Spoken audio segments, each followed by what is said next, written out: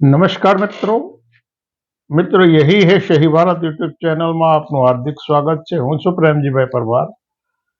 મિત્રો, ગુજરાત વિધાનસભાનું સત્ર ચાલુ છે અને આ એક એવું બંધારણીય પ્લેટફોર્મ છે કે ચૂંટાયેલા ધારાસભ્યોને પોતાના પ્રજાના આ રાજ્યની પ્રજાના સાચા પ્રશ્નો રજૂ કરવાના અને સત્તામાં બેઠેલા શાસકો પાસેથી જવાબો મેળવવાના। જે લોકો સત્તામાં છે એમણે પ્રજાલક્ષી કરેલા કામો, રાજ્યના વિકાસના કરેલા કામોનો અહેવાલ આપવાનું આ એક પ્લેટફોર્મ છે। પણ કેટલાક એવા પણ આની અંદર હોય છે કે એમણે પોતાના આકાઓને ખુશ કરવા માટેનું પણ તકજતી કરવા નથી દેતા। એટલે ગુજરાત વિધાનસભાનું સત્ર ચાલી રહ્યું છે। એમાં ગઈકાલની એક ઘટના જિગ્નેશ મેવાણી અને ગૃહમંત્રી હર્ષ સંઘવી વચ્ચે શાબ્દિક કઈ વાદ વિવાદ થયો। એની વાત કરતા પહેલા થોડીક સ્પષ્ટતા કરી લઉં। હું કોંગ્રેસ પક્ષનો સમર્થક નથી। જિગ્નેશ મેવાણી સાથે મારે કોઈ મિત્રતા નથી। 2012માં થાનગઢમાં 5 મિનિટ અમારી ઔપચારિક મુલાકાત થયેલી છે અને એ પણ અનાયાસ હતી।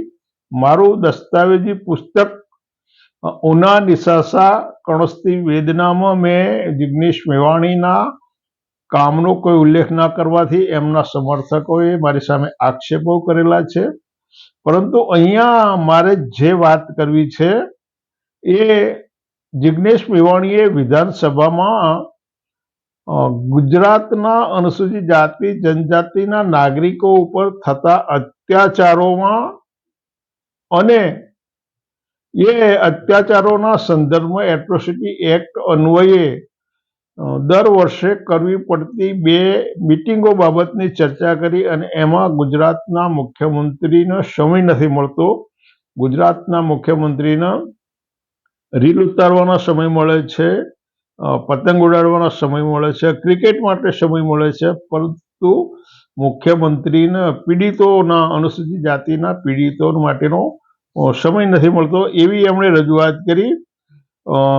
એટ્રોસિટી એક્ટ અન્વયે દર વર્ષે જાન્યુઆરી અને જુલાઈની અંદર 2 મિટિંગો યોજવી ફરજિયાત હોય છે અને આ મિટિંગો જિગ્નેશ મેવાણીના કહેવા પ્રમાણે એમણે હાઈકોર્ટમાં કરેલી રીટ પછી મુખ્યમંત્રી એ મિટિંગ એટેન્ડ કરતા થયા એવી એમની રજૂઆત હતી। પરંતુ આ રજૂઆતના સંદર્ભમાં એમણે જે રજૂઆત કરી એટલે જિગ્નેશ મેવાણી કંઈક ચમકવા માટે અથવા તો લોકોની નજરમાં રહેવા માટે આવા દાવાઓ કરતા હોય એવો વળતો આક્ષેપ હતો। એ આક્ષેપ કેટલો સાચો છે ખોટો છે એ તો આપણે જે ઘટનાઓ બની છે એના ઉપરથી જોઈ રહી છીએ। પરંતુ જિગ્નેશ મેવાણીની રજૂઆત સાચી એટલા માટે હતી કે રાજ્યના ગૃહમંત્રી અત્યારે જે ખૂબ મહત્વનું સ્થાન ધરાવી રહ્યા છે એમને સુરતની ગીસમાં વેકરિયાની પરિવારની મુલાકાત લેવાનો સમય મળે છે। ધંધુકાના કિશન ભરવાડના પરિવારની એના મૂળ વતનના ગામમાં જઈ અને મુલાકાત લેવાનો સમય મળે છે। સીએમના પુત્રની ખબર લેવા માટે ભારતના પીએમને સમય મળે છે। પરંતુ સમગ્ર ભારતમાં અનુસૂચિત જાતિ ઉપર થઈ રહેલા અનાચાર અત્યાચારની બાબતમાં ગુજરાતના સીએમ અથવા તો ગૃહમંત્રીને ક્યારેય સમય મળ્યો નથી, ક્યારેય એમણે એના માટે સમય ફાળવ્યો હોય એવું ધ્યાનમાં નથી। એટલે જિગ્નેશ મેવાણીની રજૂઆત અનુસૂચિત જાતિ જનજાતિ માટે જ નથી હોતી। અનેક એવા કિસ્સા હોય કે એની અંદર એ ભાઈશ્રી એમના ધારાસભ્ય તરીકેની જવાબદારી નિષ્ઠાપૂર્વક બજાવતા હોય છે, પરંતુ અનુસૂચિત જાતિનું એ પ્રતિનિધિત્વ કરતા હોય તો એમણે આ પ્રશ્નો ઉઠાવવા જોઈએ, એમાં કંઈ ખોટું નથી। પરંતુ જિગ્નેશ મેવાણીના પ્રશ્નોના સંદર્ભમાં મનીષા વકીલે જે બચાવનામામાં આવ્યા તો એમાં જાણવા જેવી વસ્તુ છે કે હમણાં તાજેતરમાં કેટલીક ઘટનાઓ બની। સાંતલપુર, પાટણ જિલ્લાના સાંતલપુર તાલુકાનું પીપરાળા ગામે અનુસૂચિત જાતિનો એક યુવક ચશ્મા પહેરીને ઉભો હતો અને એની પાસે બીજા યુવાને ચશ્મા માંગે ન આપવાના કારણે એની ઉપર હુમલો થયો. આથી ગંભીર ઘટના નડિયાદની અંદર દિનસા પટેલ નર્સિંગ કોલેજ આવેલી છે અને આ નર્સિંગ કોલેજમાં જયંતિ પાટીલ નામનો અનુસૂચિત જાતિનો વિદ્યાર્થી અભ્યાસ કરતો હતો. એના પ્રોફેસરો અને પ્રિન્સિપાલનો એમ કે માનસિક ત્રાસ હતો એવી એણે સુસાઇડ નોટ લખી છે અને એણે ત્યાં આત્મહત્યા કરી. આત્મહત્યા કર્યા પછી જે એની એફઆઈઆર નોંધવામાં આવી એ એફઆઈઆર રદ કરવા માટે જેના આરોપીઓમાં નામ હતા એવા લોકોએ કોસિંગ પિટિશન ગુજરાત હાઈકોર્ટમાં દાખલ કરી અને ગુજરાત હાઈકોર્ટે આ એફઆઈઆર રદ કરી દેવી પડી. આ સમયગાળા દરમિયાન એના પરિવારજનો અને સમર્થકોએ કેટલાક દિવસે કલેક્ટર કચેરીઓ સામે ઉપવાસ કર્યા, ધરણાઓ કર્યા, પરંતુ એનું કોઈ પરિણામ નથી આવ્યું. હર્ષ સંઘવી ના નજીકનો જે મત વિસ્તાર છે વડોદરાની નજીકનું કુંઠેલામાં એક સેન્ટ્રલ યુનિવર્સિટી આવી ગઈ છે. આ યુનિવર્સિટીમાં રાજસ્થાનના શેડ્યુલ કાસ્ટના વિદ્યાર્થી ઉપર 26મી જાન્યુઆરીએ હુમલો કરવામાં આવ્યો અને આ એક હુમલો નથી, ભારતની 700 યુનિવર્સિટીઓની અંદર છેલ્લા 5 વર્ષમાં 1160 આવા હુમલાઓ નોંધેલા છે. પાટણના ચંદ્રમોણા ગામે હમણાં જ શેડ્યુલ કાસ્ટના યુવાનનો જે વરઘોડો નીકળ્યો એનો જે વિડીયો વાયરલ થયો તે બધાએ જોયો છે. એની અંદર એક યુવાન એની કોઈ હેસિયત ન હોવા છતાં તલવાર લઈને ઘૂમી રહ્યો છે. એટલે આ અનુસૂચિત જાતિના લોકો ઉપર એક બે ને સેંકડો અનાચાર અત્યાચાર કાયમ થઈ રહ્યા હોય છે. આમાં કઈ નવાઈ નથી, પરંતુ જિગ્નેશ મેવાણીની ભાષા સારી નથી. જિગ્નેશ મેવાણીની ભાષા સારી નથી એ મુદ્દા ઉપર મેદાનમાં આવેલા મંત્રી શ્રી મનીષાબેન વકીલે ધારાસભ્ય મંત્રી છે કે વકીલ છે એ પણ થોડુંક વિચારવા જેવું રહ્યું, કારણ કે એમણે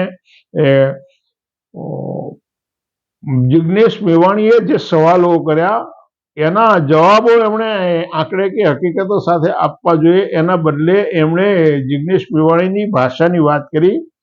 તો આ પણ બહુ વિચારવા જેવું છે, કારણ કે આ સરકાર, એમણે સાથે સાથે એવો દાવો કર્યો કે આ સરકાર સમરસતામાં માને છે. એટલે આ એક જ વાક્ય આ સરકારની ભેદભાવની નીતિ દર્શાવે. સમરસતા એટલે કેવી સમરસતા? તમામ પ્રકારના અનિષ્ટોનો અકબંધ રાખીને, તમામ પ્રકારના અનિષ્ટોનો અકબંધ રાખી આપણે બધા એક છીએ એવી સમરસતામાં આ માને છે. સાથે સાથે બેનશ્રીનું કેવું એમ છે કે ભાજપની સરકાર જ્ઞાતિવાદી રાજનીતિ નથી કરતી તો કેવી નીતિ કરે છે? આટલા બધા બહુ સ્પષ્ટ દીવા જેવા દેખાય એવા ભેદભાવ છે છતાં બેનને દેખાવાતા નથી. મેવાણીની ભાષા છે ને એ ગુજરાતની પ્રજા સહન નહીં કરે એવું બેને વળી પાછું જજમેન્ટ પણ આપી દીધું. એમને અભિનંદન આપી આ જજમેન્ટ માટે. એમણે કહી દીધું કે ગુજરાતની પ્રજા એમના શબ્દો એ સહન નહીં કરે. જિગ્નેશ મેવાણી સાથે સાથે બેને એમ કહ્યું કે જિગ્નેશ મેવાણીએ પોતાના મત વિસ્તારમાં શું કર્યું એ બતાવે. એટલે એમણે વાત સાચી છે, પરંતુ સાથે સાથે બેનશ્રીનો સવાલ છે, જિગ્નેશ મેવાણીની ભાષા ના હોય તો જયેશ રાદડિયાએ ઉના અત્યાચાર કાંડ વખતે એવું કહ્યું હતું કે આ લોકોને પાડી દો. વજુભાઈ વાળા જે નાણામંત્રી રહેલા છે અને એમણે અનેક વખત ગુજરાતનું બજેટ રજૂ કર્યું છે. કર્ણાટકના, હું ભૂલતો ન હોઉં તો કર્ણાટકના એ રાજ્યપાલ રહી શક્યા છે. એમણે અનુસૂચિત જાતિ માટે અતિશય નિમ્ન કક્ષાનો શબ્દ પ્રયોગ કર્યો હતો. પરસોત્તમ રૂપાલા જે ભાજપની અંદર અત્યારે ટોચનું સ્થાન પૈકીના છે, એમણે જે રામચરિત માનસની અતિશય વિવાદાસ્પદ પંક્તિ, ઢોર ગવાર વાળી પંક્તિનું એમણે ઉચ્ચારણ કર્યું હતું. નારણ કાછડિયાએ અમરેલીની હોસ્પિટલના અનુસૂચિત જાતિના ડોક્ટર ઉપર હુમલો. આવા તો સેંકડો બનાવો ભાજપના સત્તાધારી પદાધિકારીઓ દ્વારા કરવામાં આવ્યા છે. તો મનીષાબેને આ બધામાં અને બીજા બનાવોમાં પીડિતોને ક્યારે મુલાકાત લીધી? એમણે ક્યારે પીડિતોની મુલાકાત લીધી? એટલે જિગ્નેશ મેવાણીના જે પ્રશ્નો છે એ સાચા છે, પરંતુ મનીષાબેન તો સમાજના પ્રશ્નો જે ઉઠાવે છે એની સામે પ્રશ્ન કરે છે. જિગ્નેશ મેવાણી સમાજના પ્રશ્નો કરે છે, મનીષાબેન સમાજના પ્રશ્નો ઉઠાવનારની સામે હવે પ્રશ્ન કરે છે. બનાસકાંઠા જિલ્લામાં જે દારૂ અને ડ્રગ્સનો આખો મામલો બાદ આવ્યો, આ સૌથી ગંભીરમાં ગંભીર બાબત છે અને છતાંય આ ગુજરાત સરકાર એના પ્રત્યે ગંભીર નથી. દારૂ અને ડ્રગ્સ આ દેશના ગરીબોનો શોષિતોનો સત્યાનાશ વાળી રહ્યું છે અને કોંગ્રેસ પક્ષ તરફથી અથવા ધારાસભ્ય તરીકે જિગ્નેશ મેવાણી અથવા કોંગ્રેસ પક્ષે જે પ્રશ્નો ઉઠાવ્યા હોય, શા માટે આ સરકાર એલર્ટ થઈ અને આ લોકોને બોલતા બંધ કરી દેવા છે, 100% દારૂબંધી કરી દેવી છે. તમે રોજે રોજ વિડીયો અને અખબારી અહેવાલો જુઓ છો કે આ 1 કરોડનું 2 કરોડનું ડ્રગ્સ પકડાયું, આટલો દારૂ પકડાયો, આટલા લીટર પકડાયો, આ રોજે રોજ આ સમાચારો આવે છે.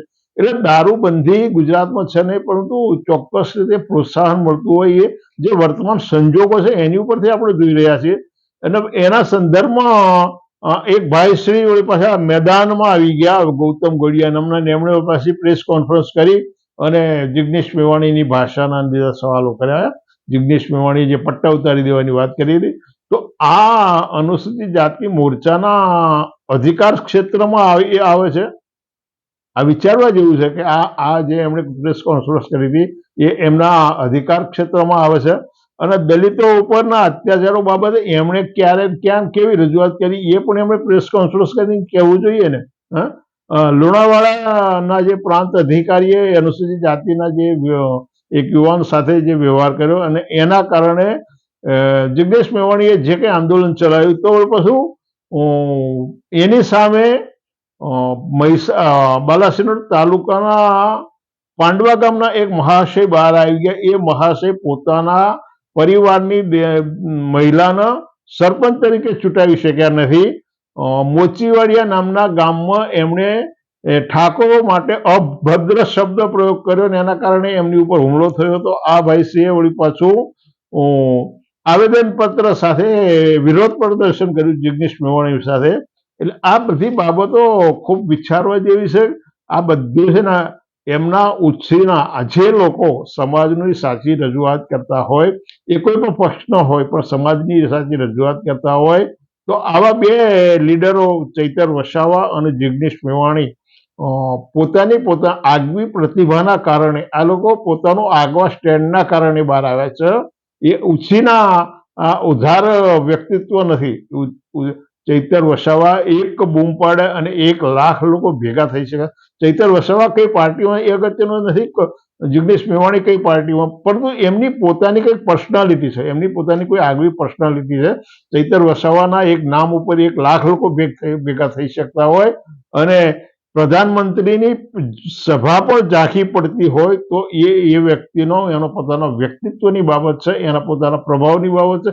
જિગ્નેશ મેવાણીના નામ ઉપર લાખો લોકો ભેગા થતા, તો એના વ્યક્તિત્વની બાબત છે. પરંતુ જે લોકો ક્ષમતાહીન લોકો હોય અને ખુશામત કરીને ટકી રહેવાનું હોય, તો એવા લોકોએ વધુમાં વધુ કઈ રીતે ખુશામત થઈ શકે એના આ લોકો પ્રયોગો કરતા હોય છે. જે લોકો પોતાની ક્ષમતા નથી અને છતાંય એમણે આવા ટકી રહેવાનું હોય, એટલે આવા લોકો છે ને આઈ કરતા હોય છે અને એમના ચોક્કસ આકાઓને ખુશ કરવા માટે આવું કરવું પડતું હોય. સમાજના હિતોના ભોગે વ્યક્તિગત સ્વાર્થ માટે અને રાજકીય લાભો મેળવવા માટે કેટલાક લોકો હવાતિયા મારતા હોય છે. તમે ભૂતકાળમાં જુઓ ભાજપમાં જેટલા ટેલેન્ટ હતા ને, એ ટેલેન્ટની જરૂર નથી, હાજીયા કરનારની જરૂર છે અને એમને સ્થાન મળે છે. અહીંયા તો યુઝ એન્ડ થ્રો. એટલે ભૂતકાળમાં ધારાસભ્ય તરીકે ચૂંટાયેલા કેટલા ધારાસભ્યો લાંબુ ટકી શક્યા છે ભાજપમાં? અનુસૂચિત જાતિના ધારાસભ્ય તરીકે ચૂંટાયેલા ધારાસભ્યો કેટલી તક લાંબુ ટકી શક્યા છે અને અનુભવી ધારાસભ્યોને કેમ બાજુ પર મૂકી દેવામાં આવે છે?